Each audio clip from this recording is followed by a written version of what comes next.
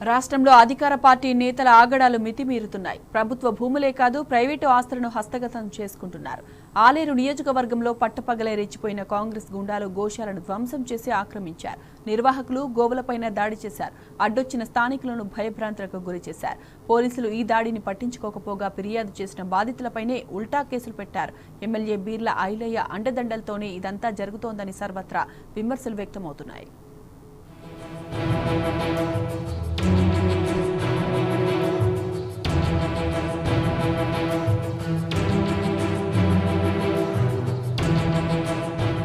కాంగ్రెస్ పాలనలో అధికార పార్టీ గుండాలు రెచ్చిపోతున్నారు. ప్రభుత్వ భూములను వదలకపోగా ప్రైవేటు జాగలను హస్తగతం చేసుకుంటున్నారు.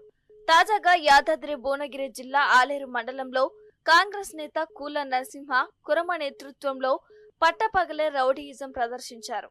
బహదూర్పేట గ్రామంలో నిర్వాహకులను స్థానికులను భయభ్రాంతులకు గురిచేసి సారబుడ్ల సావిత్రమ్మ లక్ష్మారెడ్డి గోశాలను పట్టపగలే ఆక్రమించారు. బీఆర్ఎస్ నేత అయిన దశరథ్ ఆధ్వర్యంలో 40 ఏళ్లుగా గోశాలను నిర్వహిస్తూ మూగజీవాలను పోషిస్తున్నారు. అయితే అధికార బలంతో రెచ్చిపోయిన కాంగ్రెస్ నేత నరసింహ ఆయన అనుచరులు జేసీబీలతో దాడి చేసి గోశాల కంటైనర్లను కూల్చివేశారు. దశరథ్ ఇతర సహాయకులను కొట్టారు. మూగజీవాలపైన కట్టెలు ఇటుకలతో విచక్షణ రహితంగా దాడి చేసి తరిమి కొట్టారు. అడ్డు చెప్పిన గ్రామస్తులను బెదిరించి భయభ్రాంతులకు గురిచేశారు. సుమారు 4 గంటల పాటు గ్రామంలో భీతవహ వాతావరణం సృష్టించినా పట్టించుకునే నాదుడే కరువయ్యాడు.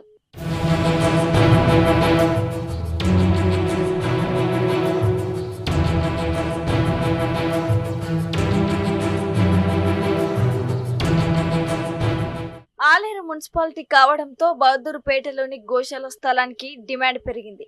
దీంతో అదే గ్రామానికి చెందిన కూల నరసింహ కురమ అనే కాంగ్రెస్ నేత 32 గుంటల గోశాల స్థలంపై కన్నేశాడు. ఎలాగైనా కబ్జా చేయాలన్న దురుద్దేశంతో ఏళ్లుగా ప్రణాళికలు వేశాడు.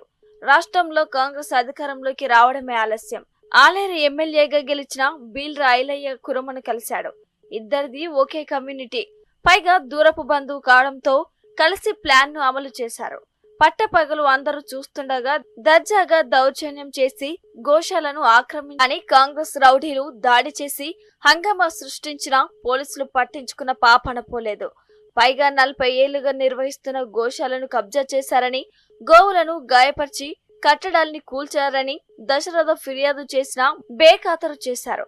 అంతటితో ఆగకుండా దశరథపై ఆయన సహాయకులు 6గురిపై 10కి పైగా సెక్షన్ల కింద అక్రమ కేసులు పెట్టారు. గోశాల వంక చూడొద్దని, ఈ స్థలాన్ని మర్చిపోవాలని బెదిరించారు.